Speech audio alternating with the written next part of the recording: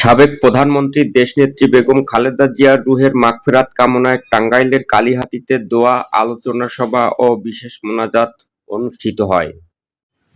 মঙ্গলবার সন্ধ্যা ৭টায় কালিহাতী পৌর জামায়াতে ইসলামের উদ্যোগে পৌর জামায়াতের নির্বাচন অফিস কক্ষে সুশৃঙ্খলভাবে এই কর্মসূচি অনুষ্ঠিত হয়।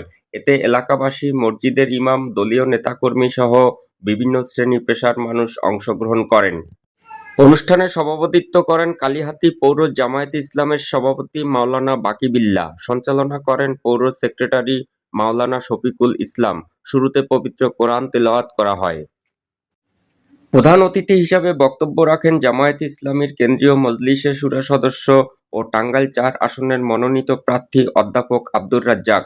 প্রধান আলোচক হিসাবে খেলাফত মজলিস টাঙ্গাইল জেলার সহসভাপতি মাওলানা আব্দুর রহমান মাদানী উপস্থিত ছিলেন।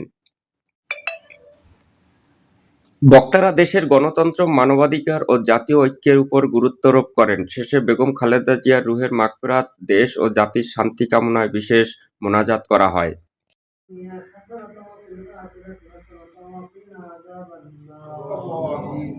ربنا لا تزغ قلوبنا بعد إذ هديتنا وهب لنا من لدنك رحمة إنك أنت الوهاب رب اجعلني مقيم الصلاة ومن ذريتي ربنا وتقبل دعاء رب العالمين মাবুদ মাওলা আমরা প্রতিবয় গুনাহগার বান্দা আল্লাহ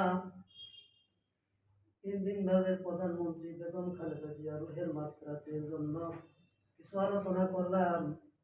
আল্লাহ আপনার কালামে পাক থেকে তেলাওয়াত করেছি, দুরূদ শরীফ করেছি, ইস্তিগফার করেছি। রব্বুল আলামিনের মধ্যে যা কিছু বলতে হয়েছে সমস্ত ভুল করে ক্ষমা করে দিন। রব্বুল আলামিন যা কিছু সব নিহিত হয়েছে লক্ষ কোটি গুণে বাজে হাজির হবে। সর্বপ্রথম ইমাম তাজুদ্দিন মদিনা জনাব মুহাম্মদুর রাসূলুল্লাহ সাল্লাল্লাহু আলাইহি ওয়াসাল্লাম মদিনাতে পৌঁছে দিন। আমিন। রব্বুল আলামিন মাবুদ মাওলা কাজ করে দিন।